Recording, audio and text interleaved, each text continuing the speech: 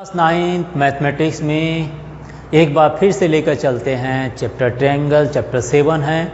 पिछले वीडियो तक हम लोग डिस्कस किए थे एक्सरसाइज 7.4 के थ्योरम्स, जिसमें हम लार्जर साइड के अपोजिट एंगल्स लार्जर होते हैं और लार्जर एंगल के अपोजिट साइड लार्जर हुआ करते हैं और टू साइड का sum always greater than third side होता है। इन तीन थ्योरम के बारे में हमने पिछले वीडियो में डिस्कस किए थे। इस वीडियो में बात करेंगे एक्सरसाइज 7.4 के जो क्वेश्चंस है, जो बात बेस्ड ऑन उन तीनों थ्योरम पर है। आपको पता है कि exercise 7.4 term one syllabus according नहीं है, क्योंकि ये सिलेबस में नहीं आने वाले हैं, लेकिन हमें पूरी एक्सरसाइज को पढ़ना ज़रूरी है, क्योंकि क्लास 10th में फिर इनसे रिलेटेड प्रॉब्लम आपसे पूछे जा सकते हैं। तो चलिए शुरुआत करते हैं एक्सरसाइज 7.4 के। क्वेश्चन नंबर 1 आप देखिए, इसमें पूछा है so that in right angle triangle the hypotenuse is the longest side. ये आपको भी पता है कि hypotenuse square is equal to sum of the two opposite angle हुआ करते हैं। इसका मतलब हाइपोटेनस लॉन्गेस्ट साइड होता ही है किसी भी ट्रायंगल की बात कर लें तो, ठीक है ना। लेकिन हमें यहाँ पर शो करने की बात कर रहा है, तो सबसे पहले एक काम कीजिए, हम इसके प्रूफ की बात करेंगे ही। एक ट्रायंगल ड्रा कर लेते हैं, वो भी राइट एंगल ट्रायंगल कर लीजिए, ठीक है। चलिए राइट एंगल ट्रायंगल ले लेते हैं। राइट एंगल ट्रायंगल में हमने एंगल बी 90 डिग्री शो कर दिए। इसके बेसिस पर हम ये कह सकते हैं AC इज द हाइपोटेनस होगा। ये क्या होगा? आपके हाइपोटेनस है, ठीक है ना। और बाकी ये परपेंडिकुलर और बेस है, तो hypotenuse is the longest side होगा। मतलब क्या है? मतलब यह है टू प्रूफ में अगर देखा जाए कि हमें प्रूफ में क्या करना है, तो हम ये प्रूफ करेंगे कि AC ग्रेटर देन AB है और AC ग्रेटर देन BC है, यही ना है। Because AC is the hypotenuse है, तो क्या AC ग्रेटर देन AB है? क्या AC ग्रेटर देन BC है? मतलब ये वाली जो साइड है बाकी दोनों साइड से क्या ग्रेटर देन है। ओके जी, ठीक है। AC ग्रेटर देन AB का मतलब यह हुआ, AC ग्रेटर देन AB का मतलब यह हुआ कि अगर एंगल B हमने शो कर दे, क्योंकि देखिए हम यहाँ पर साइड की बात करेंगे, लेकिन हम जो प्रूव करेंगे वो एंगल को प्रूव कर देंगे। अब AC हो गया, AC के अपोजिट एंगल B हो गया, और AB का अपोजिट एंगल अगर बात करें तो C हो गया। अगर हम ये शो कर देते हैं कि angle B greater than angle C हो गया, तो इसका मतलब ये हुआ कि AC ग्रेटर देन AB हो जाएगा जी, ठीक है। ऐसा ही केसेस हम लेकर चलेंगे इसमें।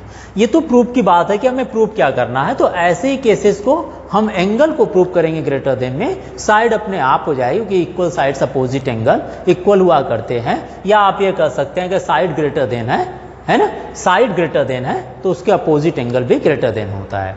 नाउ अगर इसके प्रूफ की बात करते हैं, प्रूफ में क्या लेकर चलेंगे? प्रूफ में आप देखिए, सबसे पहले तो इन तीनों एंगल का सम आप देख लीजिए। तीनों एंगल का सम 180 डिग्री होगा, ये तो आपको भी पता है। लिख लेते हैं, ऐसे ही कर देते हैं या डायरेक्टली चले लिखते हैं। पहले तो लिखते हैं एंगल ACB।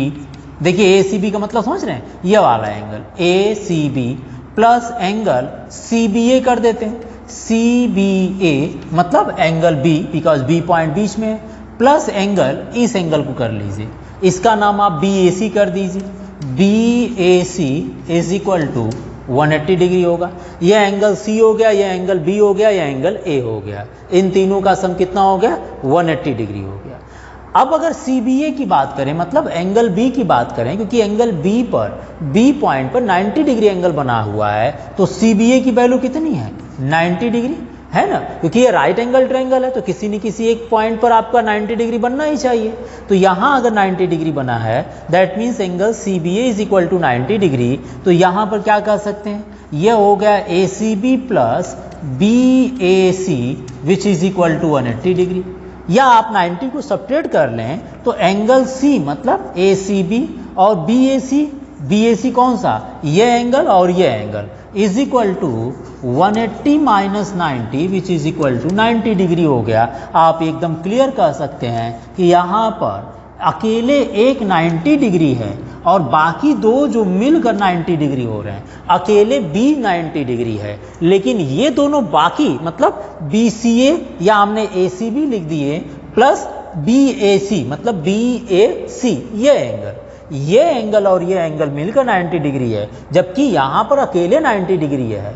इसका मतलब ये दोनों एंगल अगर सम 90 डिग्री है तो इंडिविजुअल की बात करें, इंडिविजुअल की अगर बात करते हैं, मतलब ये एंगल प्लस ये एंगल अगर ये दोनों मिलकर 90 डिग्री है तो अलग अलग क्या कह सकते हैं भाई, जब दो एंगल का सम 90 डिग्री हुआ तो दोनों एंगल एक्यूट एंगल होंगे, क्योंकि एक्यूट एंगल में क्या होता है, सम आप टू एंगल या मोर देन एंगल अगर हमारे 90 डिग्री है तो वो सारे एंगल 90 डिग्री से छोटा होंगे।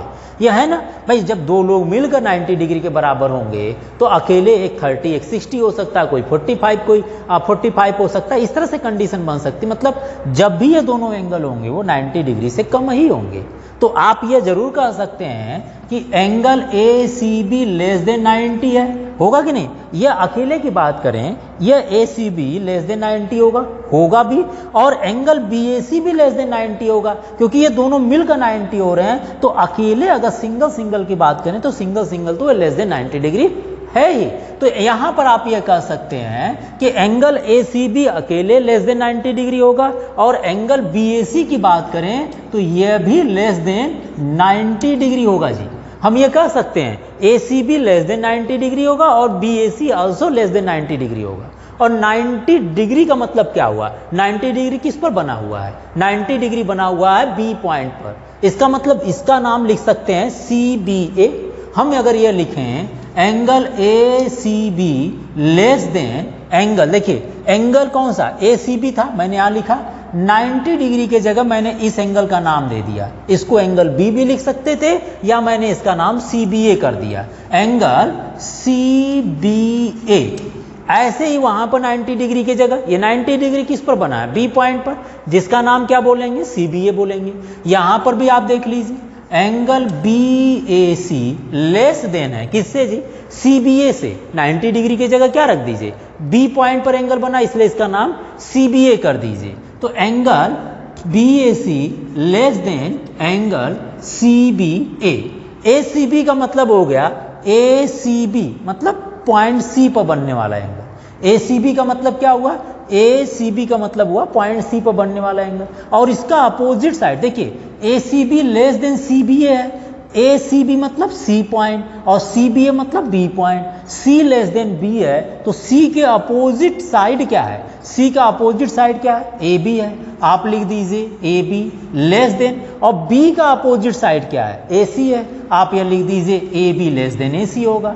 और उसी तरह से दूसरे वाले पार्ट को देखिए, बी ए सी की बात कर रहे हैं, कौन सा, बी ए सी मतलब ए पॉइंट पर बनने वाला एंगल। तो ए के सामने वाली साइड क्या है, बी सी है। आप यहां लिख सकते हैं B C less than C B A लिखा है, यहां क्या लिखा है, C B A, C B A B point पर बनने वाला एंगल।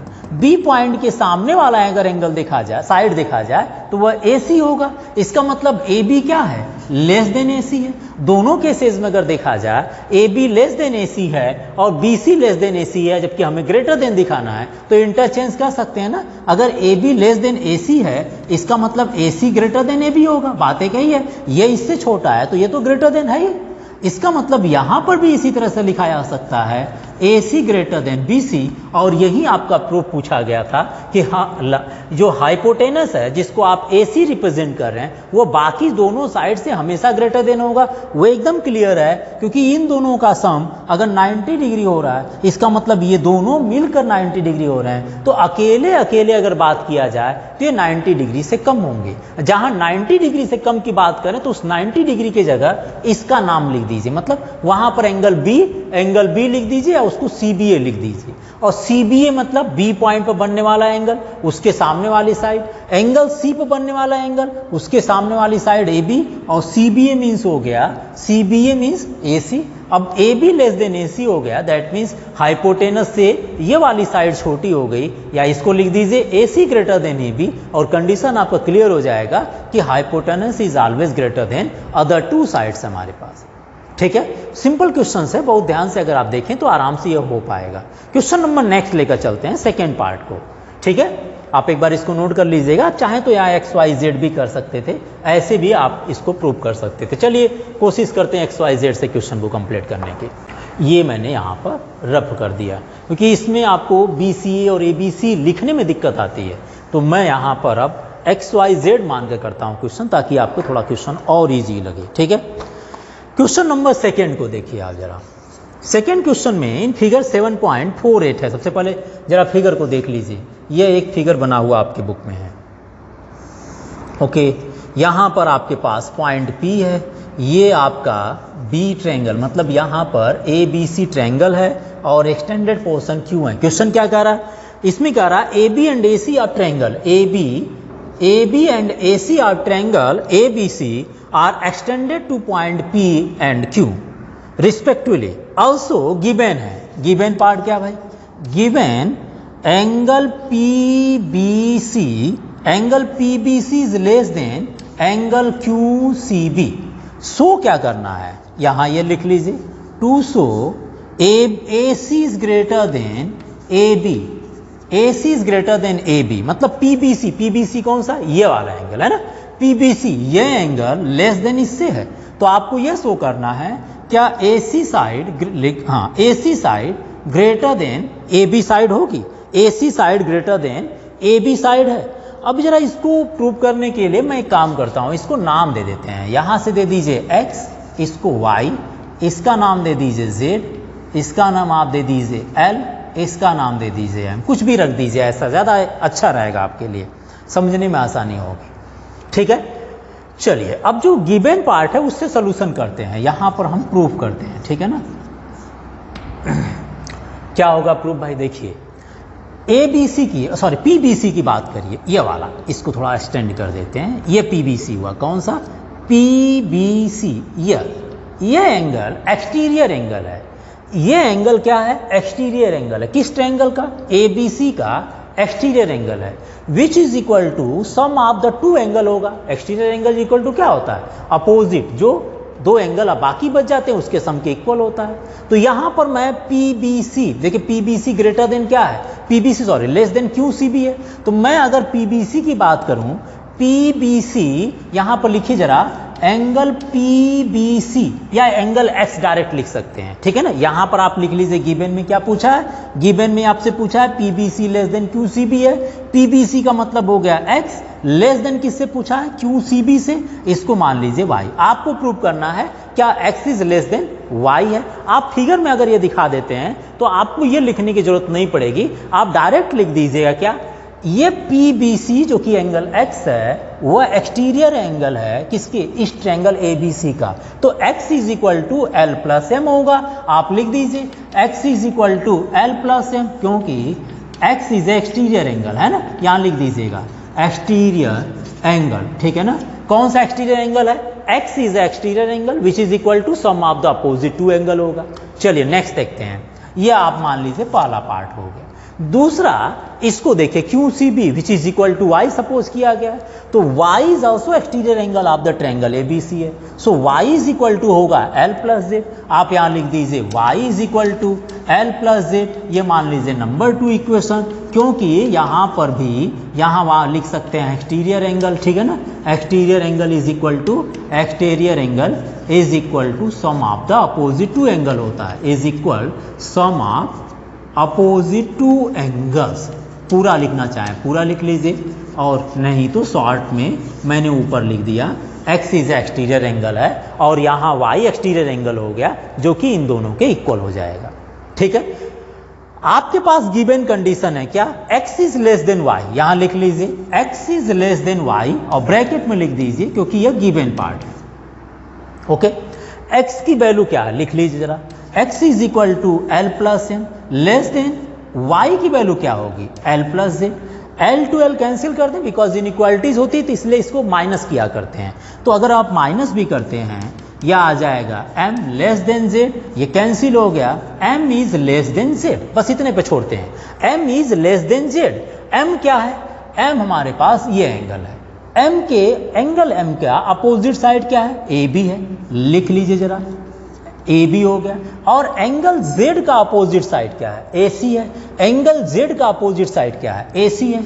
यही आपसे पूछा था क्या AB लेस देन AC पूछा था, आपसे पूछा था AC greater than AB, that means AB less than AC। ये ना होगा, जब AC बड़ा होगा AB से तो AB छोटा होगा AC से, इसको चेंज कर दीजिए तो आप ये लिख सकते हैं therefore AC greater than AB, और यहाँ M is less then Z पर हमने डायरेक्ट साइड लिख दिया, तो यहाँ लिख सकते हैं theorem regarding greater angle opposite side is also greater, है ना, ग्रेटर एंगल्स अपोजिट साइड, है ना, ग्रेटर या larger angle opposite side, greater angle opposite side, ठीक है, ये लाइन आप लिख सकते हैं यहाँ। क्यों? क्योंकि M is less then Z है, तो ये AB लेस देन AC हुआ क्योंकि M के अपोजिट साइड का नाम AB है और Z के अपोजिट साइड का नाम AC है, तो AB लेस देन AC हुआ, इसका मतलब AC ग्रेटर देन AB है, जो से आपसे पूछा था, और यहाँ पर लिख सकते हैं हेंस प्रूव्ड। ये आपके जो क्वेश्चन नंबर 2 था, थ्योरम था, वो प्रूव्ड हुआ। इजी है, ज़्यादा कोई प्रॉब्लम नहीं है। मैंने यहाँ पर XYZ मान के कर दिया ताकि आपको कन्फ्यूजन न हो, बार बार मुझे लिखना पड़ेगा BAC फिर CAB, तो आप कन्फ्यूज हो जाते हैं। आप XYZ मान के कर लीजिए, लास्ट में आप आंसर लिख दीजिए, एकदम करेक्ट पार्ट है, ठीक है। नेक्स्ट चलते हैं क्वेश्चन नंबर इसके 3 को लेकर, देख लीजिए, आप एक बार नोट कर लीजिए। नेक्स्ट चलने लेकर क्वेश्चन नंबर 3 देखिए जरा इस एक्सरसाइज में। आप चल रहे हैं एक्सरसाइज 7.4 को लेकर, जिसमें कि हम लोग पढ़ रहे हैं लार्जर साइड्स अपोजिट एंगल और लार्जर एंगल अपोजिट साइड के बेस पर क्वेश्चन जो भी गिवन है। नेक्स्ट चलते हैं क्वेश्चन नंबर इसके 3 पार्ट को देखिए, यहाँ पर भी फिगर की बात कर रहा है। In figure 7.49 question number 3 figure सबसे पहले बता लें, उसके बाद ये देखिए आपके पास फिगर है जिसमें यह AB साइड है, ये इंटरसेक्ट कर रहे हैं वो पॉइंट पर, और ये CD है, ठीक है जी। इसमें दिया इन फिगर 7.49 जो कि बुक है पेज नंबर 132 NCERT की बुक पर, जिसमें गिवन पार्ट क्या है सबसे पहले वो लिख लेते हैं। In figure 7.49 angle B less than angle A है, angle B less than angle A है, and angle C less than angle C less than angle D है। आपको शो क्या करना है? आपको शो करना है AD लेस देन BC होगा क्या? Angle B less than angle A है, angle C less than angle D है, आपको ये शो करना है क्या AD also less then BC होगा। एकदम सिंपल क्वेश्चन है, आप एकदम बस इसी को ऐड कर देंगे, काम हो जाएगा। देखिए आपके पास ये गिवन है और ये प्रूव करना है, और एंगल B अगर लेस देन AC हो गया, देखिए ये एंगल A हो गया, ये B अगर लेस देन A है तो B का अपोजिट साइड OA है, A का अपोजिट साइड OB है। लिख दीजिए लेस देन अगर कंडीशन में है तो लेस देन में, लार्जर हो तो लार्जर। अपोजिट साइड को लिखिए, पहले क्या है जो गिवन पार्ट है उससे इसका प्रूफ देखिए जरा। दिया क्या है? Angle B less than angle A। Angle B के अपोजिट साइड की बात करें तो वह OA है, इसका नाम लीजिए। सो OA is less then OA, angle B का अपोजिट साइड OA हो गया, और एंगल A का अपोजिट साइड क्या हो गया? OB है। इसका मतलब OA is less then OB, क्योंकि है ना लार्जर साइड्स अपोजिट एंगल, या स्मॉलर साइड हो गया तो ये तो लार्जर हो ही रहा है ना, लार्जर एंगल अपोजिट साइड है। यहाँ पर इतना लिखे लार्जर एंगल अपोजिट साइड, ठीक है, थ्योरम है, आप थ्योरम नंबर न दीजिए। यहाँ पर लार्जर एंगल अपोजिट साइड हो गया, जो कि लार्जर है तो लार्जर होगा, अगर ये छोटा है तो छोटे हो जाएंगे। ये मान लीजिए इनइक्वालिटीज नंबर 1 है। लेस देन लग जाता तो उसका नाम इक्वेशन नहीं, इन इक्वेशंस बोला करते हैं इसको। C और D आपस में कंडीशन क्या बना रहे हैं ये तो आप लिख दीजिएगा जरा, क्योंकि ये गिवन पार्ट है, ठीक है ना। एंगल B देखिए लिखा angle C less than angle D which is given है, ठीक है। Angle C less than angle D है, ये एंगल C है और ये एंगल D है। Angle C less than angle D है, एंगल C का अपोजिट साइड क्या है? OD है। सो OD is less than angle C का अपोजिट साइड OD, और एंगल D का अपोजिट साइड OC है। OD is less then OC, क्यों? क्योंकि लार्जर एंगल अपोजिट साइड्स हैं, लार्जर एंगल अपोजिट साइड्स हैं, ठीक है ना। ये कंडीशन बन जाएगी। ये इक्वेशन नंबर 2 मान लीजिए। इन इक्वेशन 1 एंड 2 को जरा ऐड करिए। देखिए OA और OD लेफ्ट हैंड साइड में है, OB और OC राइट हैंड साइड में, इन दोनों को ऐड करते हैं तो यहाँ पर बन जाएगा OA plus OD less than OB plus OC, दोनों को ऐड कर रहे हैं ओ बी प्लस ओ सी। अगर ये दोनों आपस में लेस देन इनसे, इसका मतलब इन दोनों का सम भी लेस देन होगा।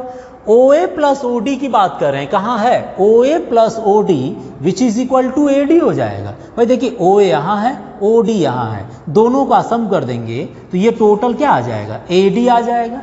ओ बी ले लीजिए प्लस ओ सी ले लीजिए, O B plus O C which is equal to B C होगा। इसका मतलब ए डी क्या होंगे, लेस देन बी सी होगा। यही पूछा था क्या, A D less than B C पूछा था, A D less than B C होगा। कितना सिंपल मैंने किया काम। ये लेस देन इससे है, या angle B less than angle A है तो एंगल बी का अपोजिट साइड एंगल ए का अपोजिट साइड। ये इस कंडीशन में this one and this one दोनों को ऐड कर दीजिए, ए डी लेस देन बी सी हो गया। जाहिर सी बात है, एकदम कंप्लीट पार्ट है। ठीक है ना, एक बार आप इसको जरा